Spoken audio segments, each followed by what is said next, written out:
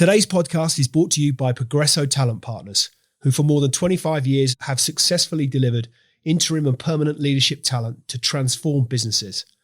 To hire the talent you need to enable your business to thrive, visit www.progressotalent.com today.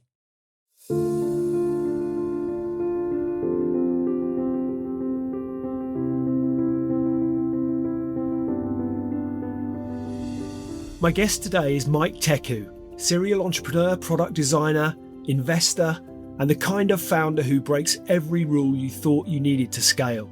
After building and selling 3 multi-million-dollar companies, Mike retired, only to come back sharper, leaner, and more focused than ever. Today, he's building Momentum Shake, a single SKU longevity brand doing $100,000 per month while Mike works less than 2 hours a day. He's systemized, productized, and leveraged every inch of his life. And he's not doing it for the burnout or a big exit. He's doing it for freedom, focus, and fulfillment.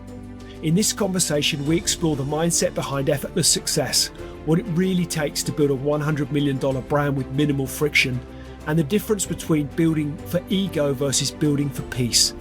If you think you need to hustle your way to the top, listen up. This one might just flip your philosophy.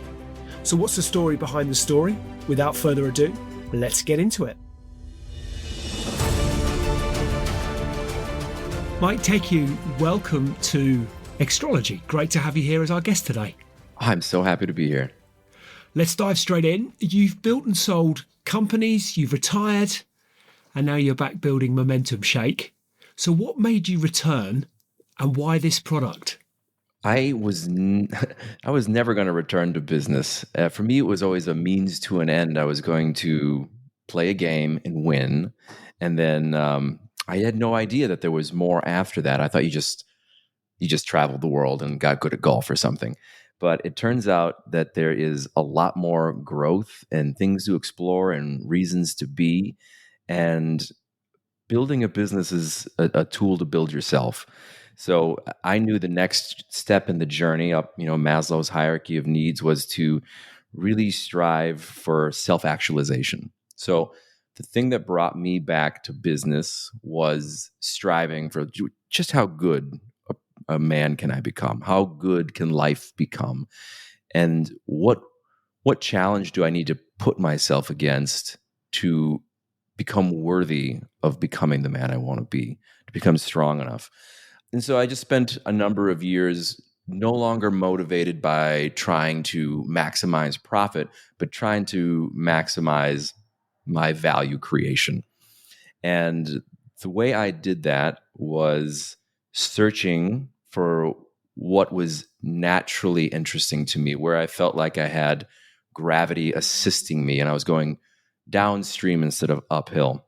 So I just started paying attention to my attention. And what was really exciting to me, what felt on the frontier of impossible, was just this concept of trying to get younger, to live longer.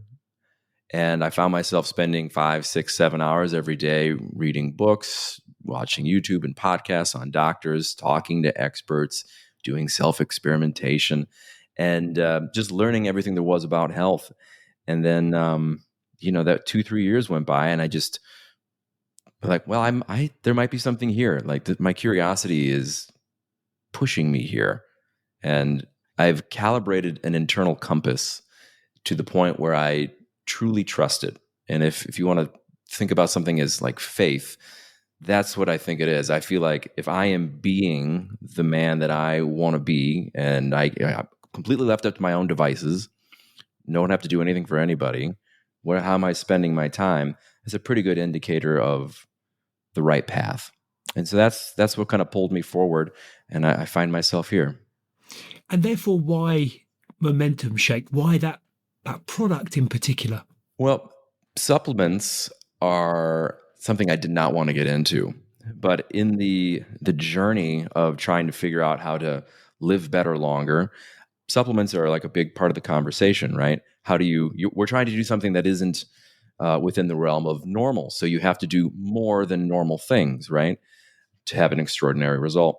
So what I notice about the supplement world is it's full of people who are mostly marketers and not true practitioners or really have an understanding. They're not manufacturers of these things. They're just salespeople. And I'm not saying criticizing that by any means, but it makes it difficult to really have trust in the process, in the product, in the promise. So I knew that in order to get the thing that I truly wanted, I would have to make it. The second part of it is I was building this stack of supplements because there is no miracle one size fits all thing. Everything is synergistic. There's complexity in everything we're trying to do here, and everything works together. So I knew it would have to be multiple things all working together and in the same direction. So I had personally put together this stack of pills and powders, and as I'm doing that, like the problems become pretty evident. One, I'm spending like $500 a month on it. Two, I can't find sources from companies that are truly premium, right? Money is not an issue, right? I want the absolute best. I want the Ferrari. I want the Rolex of this thing. And there really isn't a luxury version of supplements out there. So I saw this opportunity there. And then the real thing that kind of pushed me over the edge is my girlfriend. We've been together for 8 years. Sure, she would like to change the title of that. But she got extraordinarily sick one day. She woke up completely blind in her eye and was having an autoimmune attack that we later diagnosed as multiple sclerosis. And so everything became very real very quickly. We have to figure out how to get Stephanie healthy immediately. And so, there's 10,000 opinions on everything. We're trying absolutely every possible positive thing we can. And the doctors have her on anything you can imagine. She's taken 30, 40 pills a day, and then just so she can get her vision back, right? And we can try to stop her immune system from attacking her optical nerve. And she just gets to the point where she can no longer swallow pills. Like she's just like, she can't do it. We're like trying to put it in ice cream and just physically can't do it anymore. And she's freaking out. And so I was like, let me turn this into a drink. I'll turn it into a shake. And that was like a real, on an aha moment for me, but also like hyper motivating. We didn't have the knowledge to know what was good. We didn't know what to trust. Everything was hyper expensive, and it was just a miserable thing to try to actually implement. So then I just spent the next year. I'm going to make this thing that is world class, without equal in terms of quality, and more importantly, I'm going to curate the knowledge of years and years of looking into what works and what is the best form, what is the optimal dose, around a theory of why is it we age? Is age the thing that causes sickness? That's what I really think it is. So the entire shake is built on the premise, what are we losing as we get older in terms of raw materials? What is our body made out of? And so I focus on those things. I found that the top 20 things that we're declining in as we get older, the top 20 things that we're most likely deficient in, and I just put those all together in a shake. And people don't need more information. They don't need more things to do. They need things that deliver results by working with human nature. So I knew it had to be easy and delicious. And so that's what we really strive to do. Like everything is there at the correct dose and form and quality.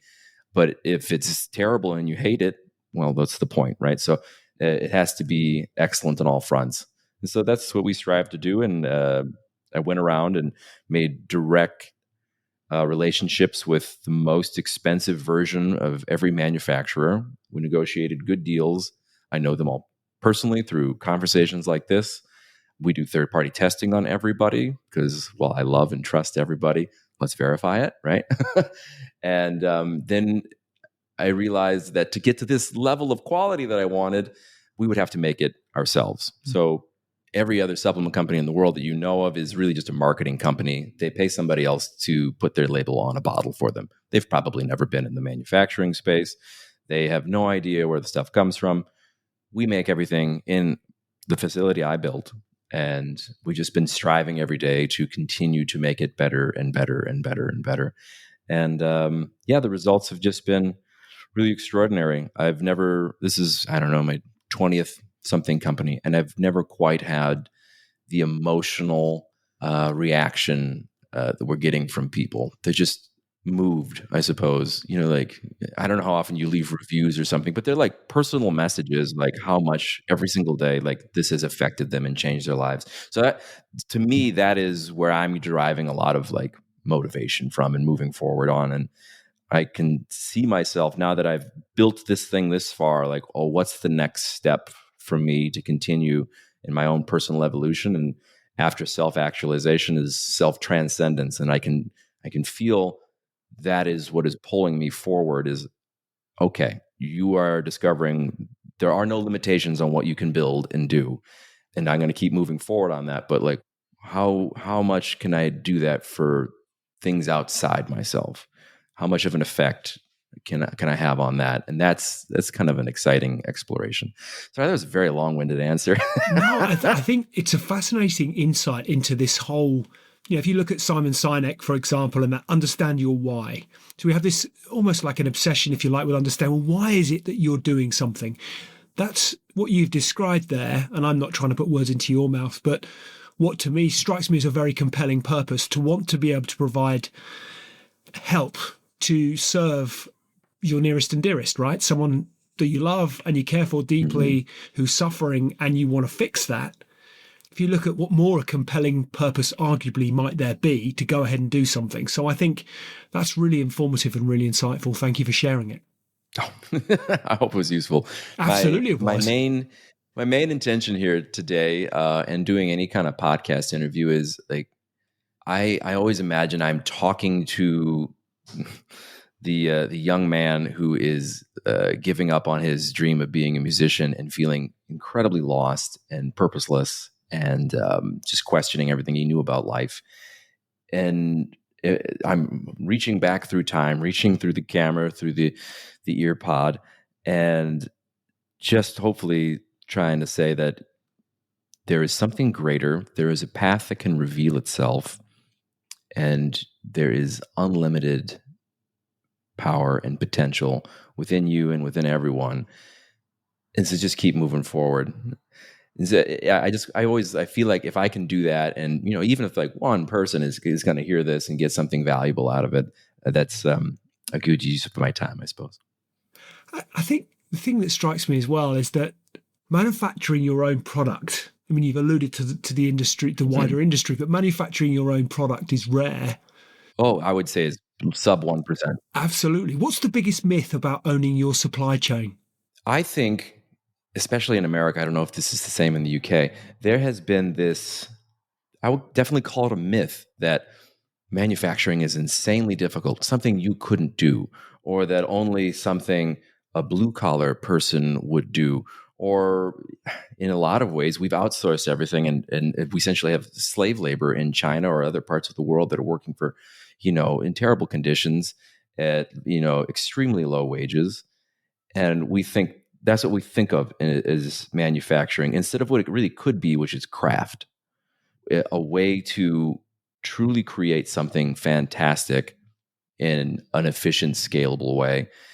I don't know. Every time I've approached absolutely everything, I've run into a self-limiting belief of like, okay, well, I can't do that. That's beyond me.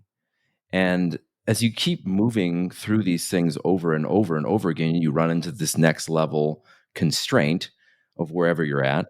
And you do it so many times, you go like, well, why can't I learn how to do this?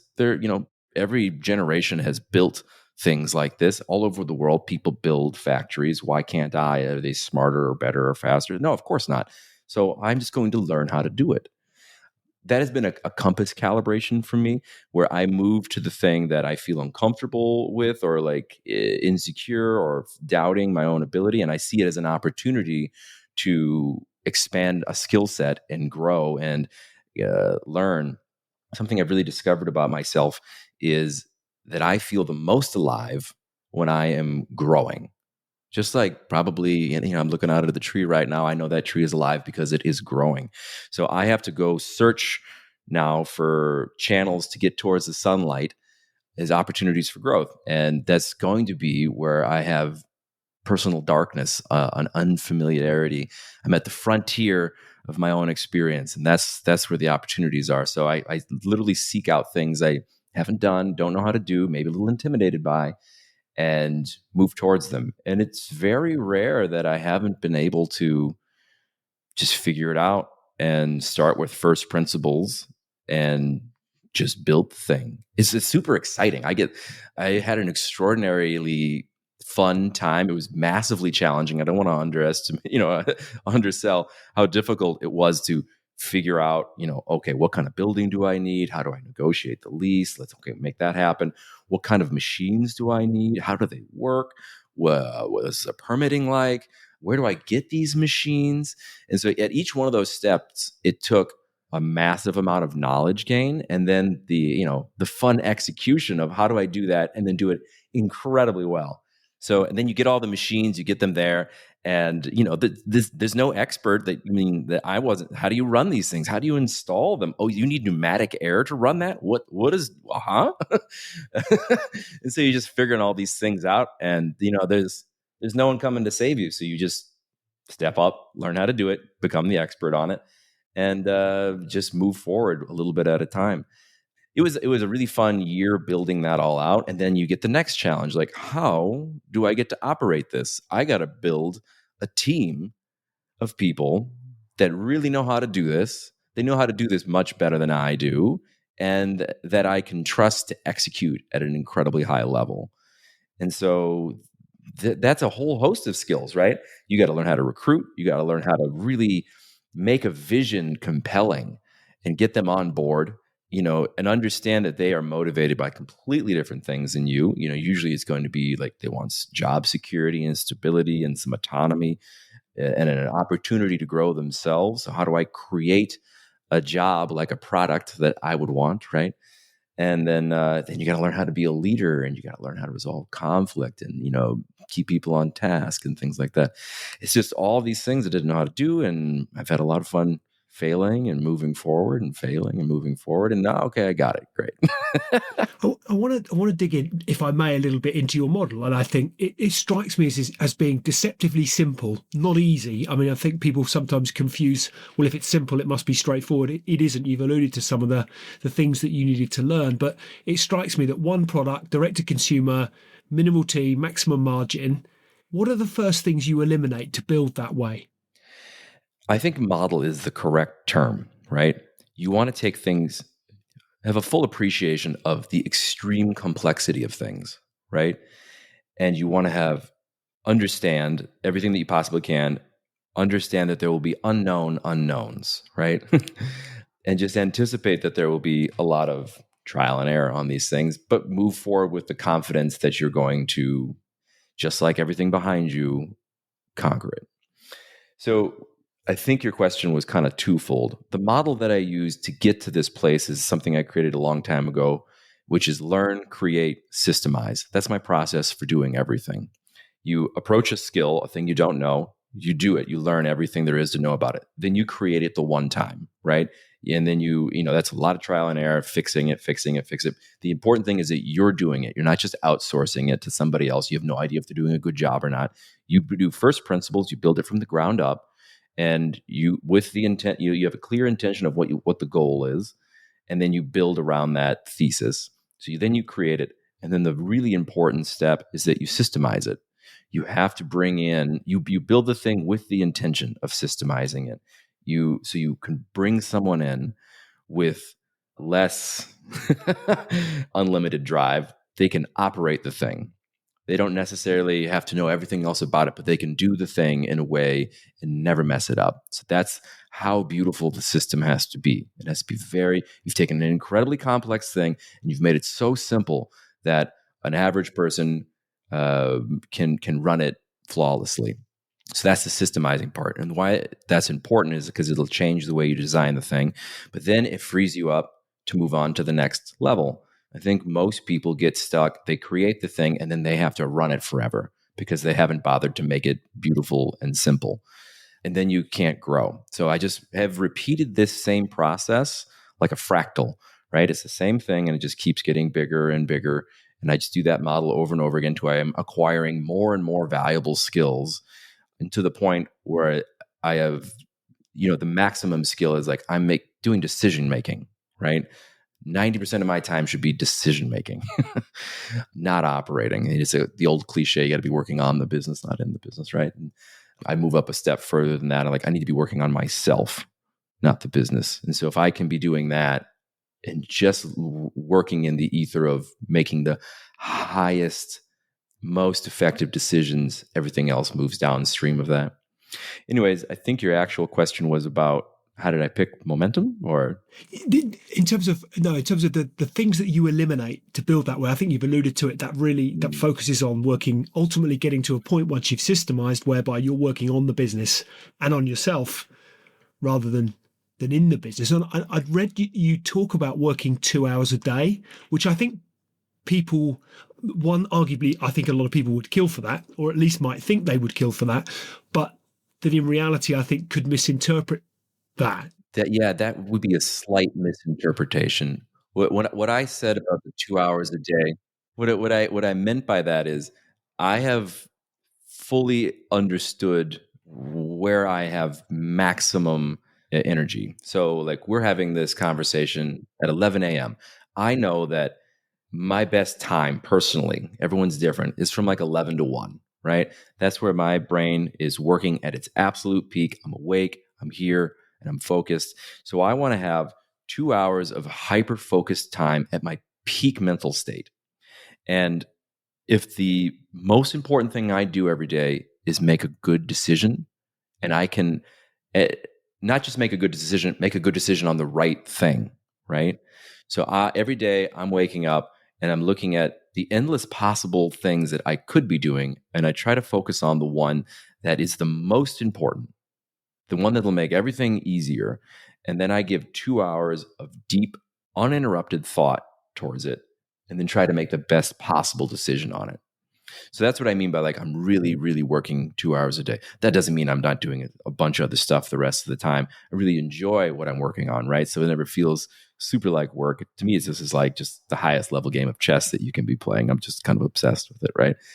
But everything else, I know that I don't allow myself to make decisions outside of that time because I know they're not going to be optimal. I'll be fatigued. I might be annoyed about something. So I save this time for like things that don't require my full horsepower, right? The most important thing I can do is make the correct decision. If I don't know where I'm going and I step out the door today, going left versus going right is massive. And sometimes you can't fix it. But if you make the right decision, that means you're going to eliminate going the wrong way for a very long time. So literally, I will just sit and wait until I am very positive I'm making the right decision, because I would say that's 99% of failing is you picked the wrong thing or you did the wrong thing. It's not necessarily execution, it's direction. You talked about, and certainly I'd read that you want to make a masterpiece with Momentum Shake, a shake that's 10x better than everything that's available on the market. You alluded to the Rolls Royce, the Ferrari of the space. Why does, and this comes back to your why and perhaps the raison d'etre from the outset, but why does that level of care matter to you? It starts as a personal challenge. I'm really just trying to push the edges of what I can be and create. So that's like the first motivation, I think, for doing that. There's just something wildly satisfying about doing your best. Like it's a forcing function. If you really sat down and you've labeled it as such, like this is going to be my masterpiece, that changes everything, doesn't it? It's not just I'm doing the work, I'm going to try to make some money, I'm going to sell this company and flip it, and I'm going to try to work as little as possible. I want something that is going to keep me engaged, excited, getting up in the morning, aligned, mind, body, spirit. And so that was like the focusing point of picking this particular project. It wasn't like, oh, what's the market share? What's the opportunity? It's like, am I so inclined right now that I know without anybody telling me what to do or, having to like force myself to do it, will I be so effortlessly motivated that I will move towards this? And if that's the case, how good can I make it? So with that framing, this is going to be my masterpiece. That changes every way you're going to go. It changes each decision. So when like I'm looking at a manufacturer or I'm looking at an ingredient, like, is this going in? Well, that's the why, right? Like, well, is this going to be the best? Is this a little brush stroke here on my Mona Lisa additive or subtractive? When I'm doing it, like, I'm not going to like cheap out or like try to take a shortcut on it, right? It removes all the filters from making decisions. It makes it very simple. What is the absolute best thing I can do? And so it just makes it decision making so much easier because, like I said, decisions are very difficult. So the fewer variables that you can have, the easier. And so it's just a super easy framework. Plus, I think it's just aligned for long term success, right? If everybody else, and I know almost everybody else is thinking like, what's the conversion rate on this? What is the profit margin? What's the market cap? None of that ever enters my mind. Is like, how do I make this better? Is this the absolute best I can do? And it just, by achieving that and pursuing that, I don't know if it's like perfection is not something you can ever really keep, right? But you can always be moving towards it. I think that's just naturally aligned with everything else. Everything else is like a side effect. Success is a side effect of pursuing greatness. So, how do you build deep trust with customers in an era where everybody's launching supplements? That was my main thought when I was doing this. Like, this is the difficult thing. And it's not like, hey, trust me. That doesn't work, does it? Like, no, really trust me. Well, here's all these certifications. I think all you can do is deliver, right?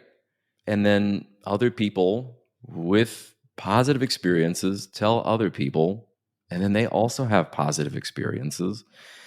I just don't know if you can fake that. So all I can do is present myself in the most authentic way, the product in the most authentic way. We're completely transparent on like, here's what's in the bag. There's no like secret formula. We post our third-party tests. We do as much as we can to show symbols of trust. We try to have as much control over it so we can honestly say that I know it was manufactured in this way because we did it. But I think at the end of the day is like, people will try you out. And if people will extend you trust. And then if you deliver on it consistently, that creates an aura and they just keep coming back. So like, that's something I'm most proud of. We probably have a top 1% attrition rate in most of these, like a subscription kind of thing. If you've decided that momentum is for you and you've been taking it for like 2 or 3 months, nobody quits. They just like love it. It's part of their life. It becomes part of their routine. And they get super pissed if it like gets lost in the mail, so that's what I want. Is I don't want to like just get everybody to try it. I want to be vital for a group of people and I want to deliver for them. Yeah. So I think that's the only way to build trust. It's like not something you can scream or beg for. It's just like, here's what I promised. I delivered over and over and over again. And I guess therefore how you make them feel is integral to that trust in every sense, not only in terms of the product itself, but the interaction they enjoy with you as a brand. All those sorts of things are woven in. Yeah, I think when building trust is your guiding light, because that's the thing people are most hesitant about. You try to show up like I'm trying to make something great. So then if I'm only doing that on the surface, then people will know that like the other parts maybe aren't true. So I'm really conscious that at each step, like, was this the best box I could make? Is this the best shipping option I could make? Is this the best like packaging design? I want everything to scream that like this was hyper intentional. We've put thought and effort into absolutely everything we can. Nothing's perfect yet. We're continually striving. We're always like every single week we're making improvements to stuff. So I think people see that and they see that there's alignment. And then I think that's what builds trust too. And then they get it and they try it and like, wow, this tastes surprisingly good. Interesting. And then a couple of weeks in, they're like, I actually do feel better. And then you earn trust, right? I'm fascinated also to understand your how you let go of control, because I think it's what fascinates me is you really do go to the depths of truly understanding all of the mechanics that make the business effective. Then you systemize. So you've done the deep work. You then systemized it. You're then able to step back and allow those systems and the people within those that operate within those systems the freedom to deliver. But that's quite a leap. If I look at entrepreneurs with whom I've engaged for many, many years, I think virtually all of whom at least intellectually understand that in order that they might scale their business, they have to do the things we're describing here. Emotionally, allowing that to happen is another story entirely. So how do you learn, or how did you learn to let go of control? Can you let go of control? I don't think I let go of control.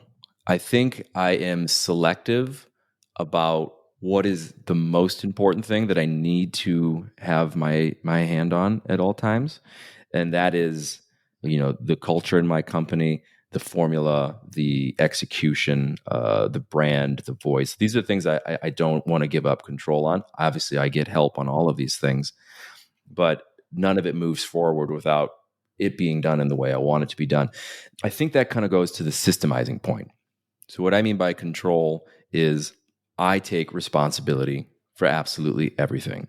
If something's not happening the way I want it to, it's not my employee's fault. It's not my team member or anybody's fault. Or it's not if my customer isn't doing something, like isn't mixing it well, or like is doing things to cause a poor experience. That is always my fault. Something in the system has opened an opportunity for them to have an error, right? So I go back in the system and I make it better and better and better, so that there's no way for them to mess it up, right? So we just keep making things simpler and simpler and simpler, and narrowing the choice, because you just don't know. Like, people are very creative at finding new ways to mess things up, right? You're like, wow, I just never would have thought that you would have done that. It's impressive. I'm going to fix that so that won't even come up as a possibility.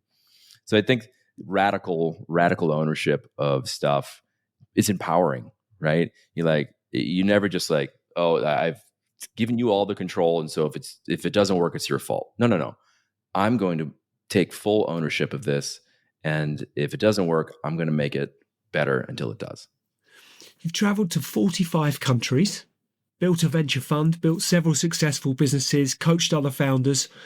What's the belief system behind how you make decisions? I've been working on this a long, long time. And I think I have a fundamentally different viewpoint than most people on this.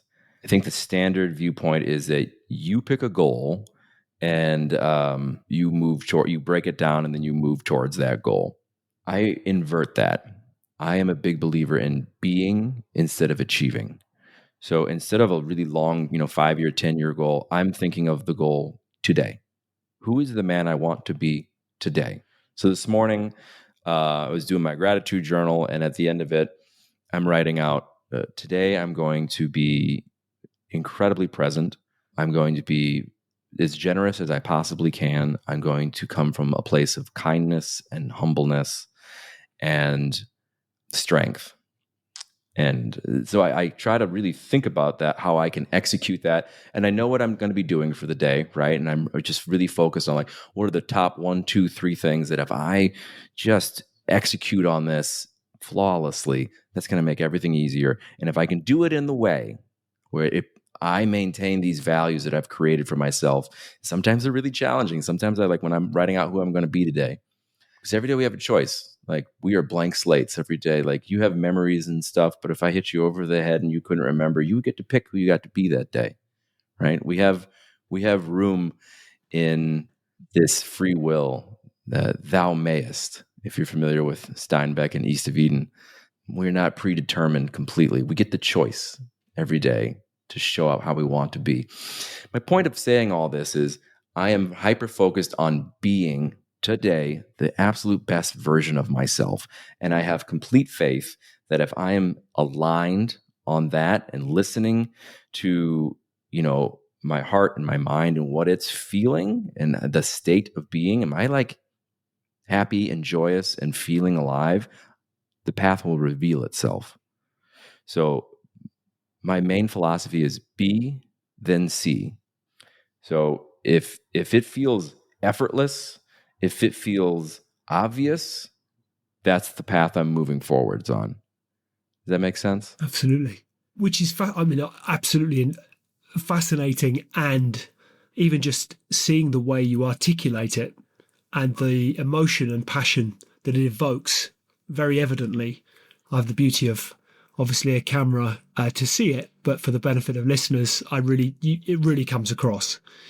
But it kind of, if you go back to kind of business school 101, right? So it's not in the manual. What you've just described is not, it's not what we're taught, it's not in the manual. And yet has existed as a philosophy for thousands and thousands of years. And it might be in more modern times, arguably kind of post-industrial revolution type times, where we maybe had lost sense or sight, certainly in more recent times, lost sight of what you're describing, which is interesting. Where did that insight, where did that epiphany, belief, call it what we will, where did it come from for you? I remember hearing from my high school counselor that, like, what would you do if you had $1 million, right? The age-old question, back when $1 million was a lot of money. And I remember thinking back to her, like, my family and I are poor. We don't have $1 million. How on earth could I don't have no concept of what that is like to have all of my needs met. So I think the fundamental flaw in most self-help is that you can be sitting at the base of the mountain and have any idea what the view is like up top. You cannot dream big enough. You don't actually know what is going to be aligned for you until you get to the top, right? And then everything changes when you have a view, when you've achieved everything in the game. And I have achieved everything in the game. I don't need to work everything. You can honestly answer, well, what would I do now? And it's just, there's no way you can honestly answer that until you are from that space. So I don't want to wax poetic and pretend that like you can that those what I'm describing as a way of being is simple when you are on food stamps or something, which was where I started. When I was a musician and I was on food stamps, living in subsidized houses. I had to sell my guitars to start the first company. So I know what it's like to be at the very bottom and lost. So I don't say any of this tritely. No. But when you've done everything that you're supposed to do and win, and it's the very next question you have is, now what? You're like, I need to reframe this. I can't just endlessly loop on more mountain peaks, right? And through a bunch of just, researching every kind of religion and trying every kind of self-discovery and exploration, what I described to you before as a way of being a Tao, right? You could describe it as Wu Wei, which is from an Eastern philosophy. But I really see it as Genesis from the Bible, right? You have the tree of life and you have the tree of knowledge. And what everyone else and what I was doing is picking from the tree of knowledge, which is, where the apple of Eden, the original sin. And that main concept is that why we're here, God's thoughts, you can make decisions and forecast the future, and you can decide where the best place to go is. And that usually, and in the story, it's like 3 paragraphs long. And the punishment for that is that you get to spend the rest of the life outside of the garden, toiling, suffering. And we have manifested that in like, oh, no pain, no gain, and let's grind. And all of that is against everything in your body telling you that this is the right way, right? And it shows up in like just a lot of negative things. And I understand why our ancestors, this is their first most important story. It is the quintessential question of life. How are we going to be being? And you get to decide, like, I'm going to listen to the way I was programmed and made and trust that my emotions and intuitions are correct and they're going to lead me down the right path. And I will pick from the tree of life. I will move towards the things that make me feel alive, that make me feel like I'm pursuing and generating love, that I'm increasing my wisdom. That's the tree of life. The tree of knowledge is, I'm going to go make a big company to get rich and then do whatever the hell I want.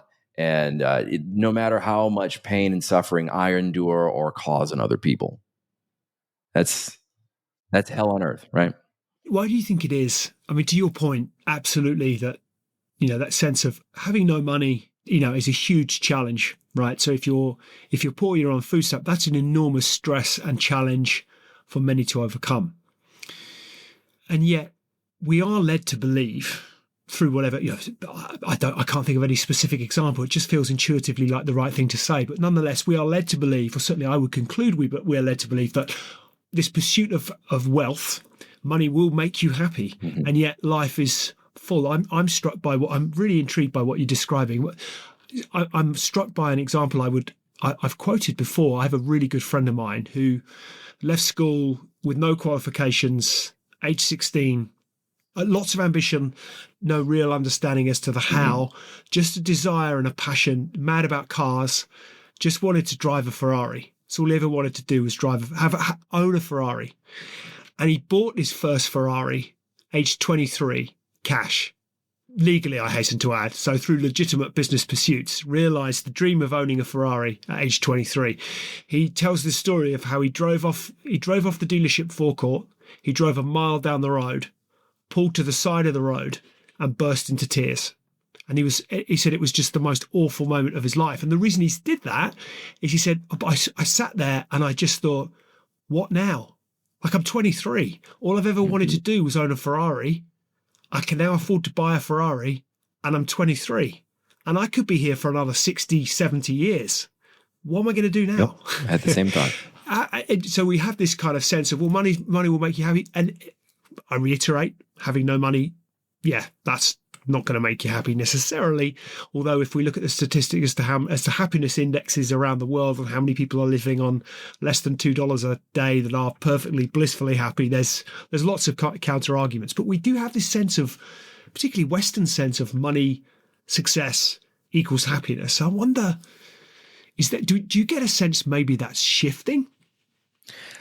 Yes and no, but I really resonate with your story because that was the exact experience I had. I bought this huge estate, 25 acres, and I'm sitting in this beautiful home, and it's paid off, and I have nothing to do, no reason to be, and that was like, oh my God, I'm going to be here for another 100 years with no reason.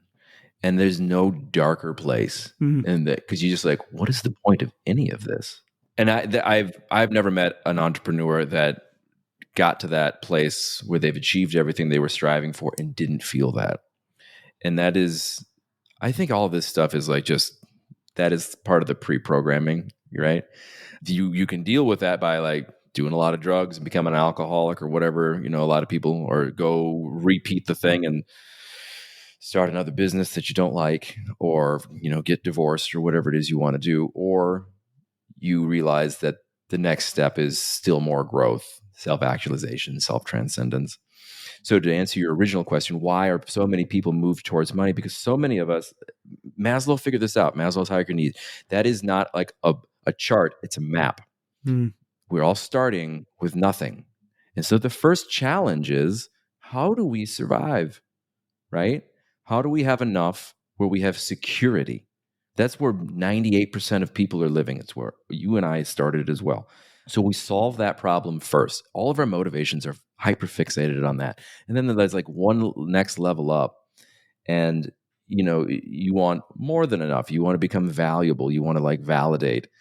And then you can move up another spot. And then you're in self-actualization. And then you're in self-transcendence. That is the roadmap. And so you shouldn't be, as a 20-year-old, necessarily thinking about how to achieve self-actualization. You haven't earned the right. You have no idea. You don't have enough wisdom. You literally, the way we are programmed with desires is true. Like, you should trust it. If he desired to go earn a Ferrari, and in that process, he became the man who was worthy of deserving it. He acquired the competency, the skill. He got strong enough. He provided enough value in the world to earn that, right? And now the next step is, what's the next level of this human journey? And that, if you're aware of it, you can shift like a gear right through it and keep moving forward. And if you're not aware of it, you can get stuck or fall backwards. And that's what I see a lot. So I think it's okay to be motivated by those things. That my first goal was very clear. It was get free first. I wasn't going to try to make a difference in the world. I wasn't going to try to change the world. I wasn't trying to have status or meaning or purpose. I was literally, how can I provide enough value to pay my rent, to not be in a fight or flight state anymore, to pay off my student debt? I'm going to get free first. And so everything was built around that true understanding. And when you have a hyper focus on something, you're not trying to, impress people with your title or what you're doing. You're like, you see opportunities different. You're not like, oh, I'm going to go start an AI app because that sounds really cool, or I'm going to go be in a rock band because that sounds really cool. Those are all like validation pursuits. You start thinking, ooh, what's the most uninteresting, boring, but valuable thing I can do where there's no competition? One of my first companies was a floor mat, right? If you can think of something less interesting than a floor mat, let me know. But we were selling $8 million of those every year, and it was zero competition. So we got to go in there, and people want floor mats. Every day they search on Amazon, on Google. They're like, floor mat for my kitchen, floor mat for my desk, floor mat for my hostess stand. And nobody was trying to make that better. So we went in and we designed a significantly better looking mat. And we became the number one mat company online with like zero effort, right? We were just moving towards things. One of the biggest lessons I can give anybody in business is that you want to capture demand, not create it. Creating is for artists. That's where you're like moving towards the self. You've earned the right to create demand. In the beginning, you got to capture it. What do you need from me? I can do that. I can be useful for you. You just tell me and I can make it. It's a different lens. It's a different focus. So I put myself square in the middle of, what do you need? I'll make it better. And that who else? Nobody else is trying to solve this right now. Great. Demand is exceeding supply. I will supply. So what, given that you've built wealth, you've built leverage and time freedom, what's your actual definition of success now? Success to me is purely that I feel alignment with pleasurable progress. There's no more amount of material things that are going to move how I show up and feel every day, right? I'm about being, not achieving, because I'm having a human experience. And so if the things that I'm doing, the things that I'm acquiring aren't helping me become a better man and have a better experience right now, today, they're of no use to me. It's like having millions of dollars on a desert island. It's not wealth, right? You would burn it all to stay alive. So what I want every day is to feel alive. And so if I am feeling heart and soul in alignment in the path that I'm taking, I'm going to be having a pleasurable sense of progress. And that is the flow state every day I want to be in. It doesn't matter where I'm going, what I'm doing. If every day at the end of it, like, I really enjoyed what I did today and I feel like we made some positive progress, that is priceless wealth. There's no amount of money I would trade to be making progress and hate it. And there's no amount of anything that, if I couldn't feel a sense of growth and progress, would fill that void. It's just, you need to be moving in that direction. You need to be expanding, striving for things just slightly out of your reach. So every day you got to wake up, I got to be a little bit better today. Am I increasing my ability to love and my wisdom? And then everything else will fall into place. So what's one belief you used to hold about success that you've now fully rejected? Oh, that I would say this is the quintessential question of society right now when you talk about capitalism versus Marxism. My old belief was that pursuing money made you selfish. It's like, if you had earned success, you probably stole it. Like that, there's a fixed pie, right? That's the greatest myth there is. When you are doing something that people are like, please take my money, help me solve this problem, you are generating value. It's additive. It's new. It didn't exist before. So you're adding something useful to the world, and people are freely giving you their hard-earned money, which is just tokenized time, right? The most valuable thing we all have is our time. And so when we give somebody money, we're giving them our time. We're giving them part of our life. So it's very valuable. If they're freely, excitedly giving you their time in the form of money for the thing that you're offering, that is additive value. And if you can do that, that doesn't make you evil. That makes you probably the highest form of thing you can be, right? So that was amazing as a revelation. And along with that, I assumed if you weren't born into money, if you got to have money to make money. Completely not true. You have to have value to make money. And you can become valuable. Anybody can do it. There's nothing on this planet that one human being can go strive for and achieve that probably another can't. Well, obviously, exceptions. I'm not going to be an Olympian or something like that. I'm not going to go be playing basketball. I'm not 7 feet tall. But you know what I mean? Like we can all be making progress towards something. We're not like stuck in a caste system. And it's my fault at the end of the day. I have ownership over that. If you were designing the new American dream for a founder, what would it look like? The new American dream. It's a hero's journey, right? I don't know when I'm thinking about talking to my younger self or any of our listeners today, a thorn of experience is worth a forest of knowledge, right? I don't know if they'll be able to truly be actioned on all of the things that I learned the hard way, right?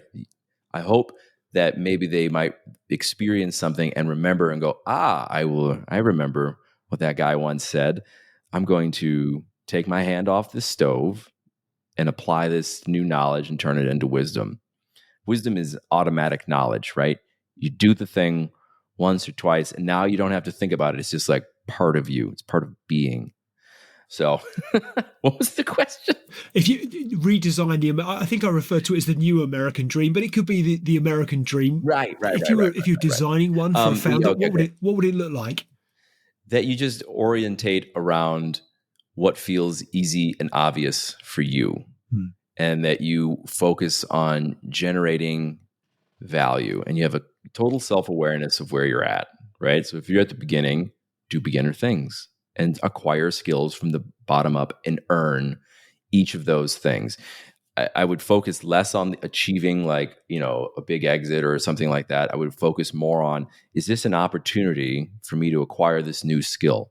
The business to build yourself, right? Because every business I've started has been sold or failed, right? I have none of them anymore, except for this one I'm hyper focused on right now and building.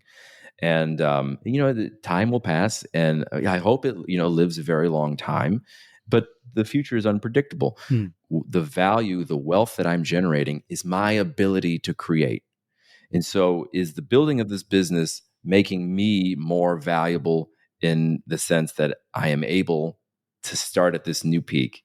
You take all my money away, I'm insanely valuable because I have these skills that I have acquired and harnessed, right? So I think the American dream should be do things that are valuable and make you a more valuable human being, and everything else will fall into place. You shouldn't try to win the game. You should find ways to keep playing and getting better at it. If you lost everything tomorrow but kept your wisdom, what business would you build next? It would probably, just like I've been saying, I wouldn't pick, right? I would start paying attention to my attention. I would just start like, okay, well, what am I curious in? Do I want to, where am I naturally, finding enthusiasm? Because businesses are hard, right? If you have to force yourself to do it, you're going to lose that battle. That's what I'm talking about, mind-body alignment. Where do I feel desire? And does that desire align with the man I want to be? And if so, I'm going to keep moving towards that. So I don't have the wisdom to know right now, where is the best place for me to be in 5 years? That's hell, right? I'm going to pick unwisely. I can pick today. What is the best place I can be, the best way I can be today? So I would just start right there and see what feels effortless. And then when I start making something, where am I getting really positive feedback? When we started making momentum, I would start talking about it to people, and people would lean in. They'd be like, what are you talking about? When is it available? Can I get it now? And so like, oh, I'll keep working on that. And then when we made the first batch, I gave it away to my ideal customers, my friends and things like that. And then they wanted more. I'm like, positive signs. The way is easy and obvious. I just cannot repeat that enough. It's very, very counterintuitive. You don't have to guess. It's like falling in love, right? Oh, I think this might. No, it's obvious. People are always talking about you got to really work on your relationship. Not the good ones.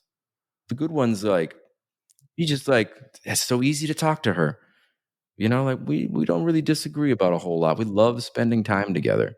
It's not like a It's not like you got to work really, really, really hard every day. I mean, I know people say that, but I've seen a lot of examples of those. I think it's the same with business. Like, growth should feel just like this positive inbound thing. So every day we work on momentum. I'm moving towards the thing that feels like it's going to generate more inbound, the thing that feels easy and obvious. Like, oh, these kinds of Facebook ads are working really well. Let's do more of that. We've got a lot of retail companies calling us all of a sudden. I guess maybe we should look into retail. I'm going to go learn about that and move towards where there is positive, natural, effortless force behind me. I want gravity on my side. So yeah, it's you be then see. The path reveals itself, and you just keep moving towards the thing that feels like, well, this is a no brainer.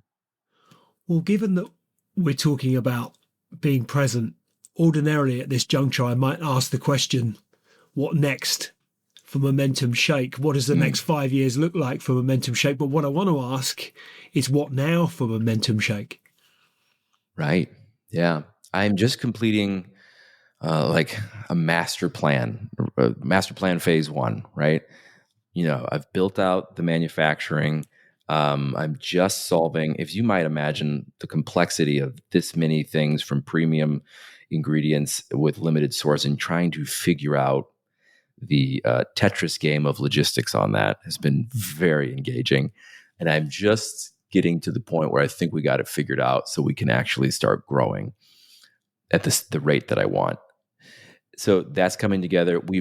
I think we've gotten the product to like 95% of where I want it to be. And I think it'll be at 99.9% of where I want this hero product to be we're recording this in April. And I think by like June, everything, because it's a trial and error on stuff like, oh, the zipper on this package gets clogged with powder. I'm like, okay, I got to go find a better zipper. And like, oh, or the way we're shipping this is getting lost in the US post office, so we're going to switch to two-day FedEx. It's like constantly like, we're going to fix that.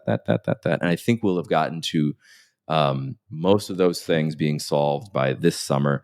We'll have all the new flavors rolled out. We'll have travel packs. We'll have the alternative versions that customers were telling me, like, please make this. And so I'm going to finish all of the requests and feedback and criticism. Those are all going to be solved, and that'll be the end of Master Plan 1. I have made the thing, and I feel really proud of it.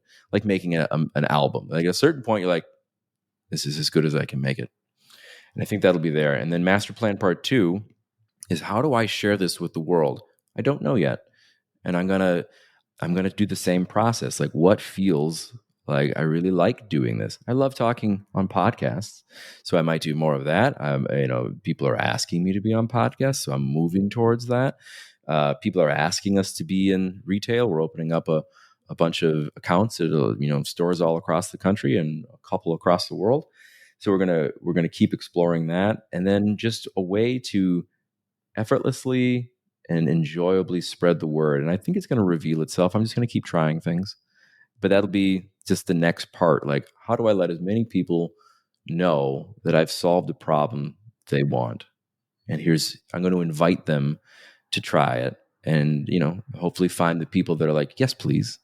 So that's the second part. I think it's going to come in the form of, I want to make a protocol for people. People don't need more information. This is what we're giving them, is information. But what I would love is a wax on, wax off kind of thing. You don't have to truly understand. You just need to do these things. And through being, you will become the thing that you're striving for. So it's not a lack of knowledge that people fail about. It's a lack of integration, right? So how can I give you a challenge, a series of exercises, both mental and physical, that will instill the change that you want to become, and it becomes a practice at that point. We've instilled a habit. We've made a fundamental change that you've wanted by doing this process. It doesn't require a PhD. It's just do this thing, and by doing it, you'll have become. So I think it might look like that, and so I maybe start some sort of 100-day challenge to live to 100, or become great. I don't know. I'm still dancing with the idea. Fantastic. Mike, where can listeners go to find out more about Momentum? MomentumShake.com. We try it out, try it for 2 weeks, see if you like it. Keep going if you do. Fantastic, Mike. Thank you.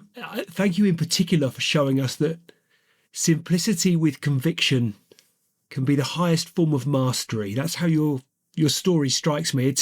It's rare in my experience to meet someone who's built real freedom, and rarer still to meet someone who's willing to share the blueprint. So thank you. It's been a pleasure to speak with you. And to our listeners, I think the message from me would be one of that if you've ever felt overwhelmed, overbuilt, or just perhaps tired of chasing the wrong metrics, this is, if you like, your permission slip to simplify, clarify, and build a business that serves your life. So, and not the other way around. So, Mike, Tecku, it's been a real pleasure to hear your story today. Thank you for coming to Extrology and sharing it with us. Oh, thank you so much. I appreciate it. Mike, thank you for showing that scale doesn't have to mean sacrifice, and that simplicity, when done with conviction, can be the highest form of mastery. It's rare to meet someone who's built real freedom, and rarer still to meet someone willing to share the blueprint. To our listeners, if ever you felt overwhelmed, overbuilt, or just tired of chasing the wrong metrics, this is your permission slip to amplify, clarify, and build a business that serves your life, not the other way around. If this conversation resonated, do us and someone else a favour. Leave a review wherever you're listening. It helps Extrology reach the people who need these kind of stories most. Make sure you follow the show, subscribe on YouTube, and if you want to go deeper on the themes from today, freedom, leverage, performance, head to our Substack where we break it all down into real-world tools you can use. And if you're building something of your own and want a strategy that cuts through the noise, check out The Growth Founder. It's our performance ecosystem for builders who want scale without burnout.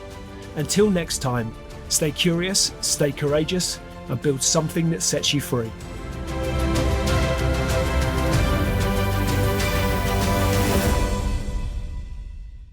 Just a reminder, today's podcast is brought to you by Progresso Talent Partners.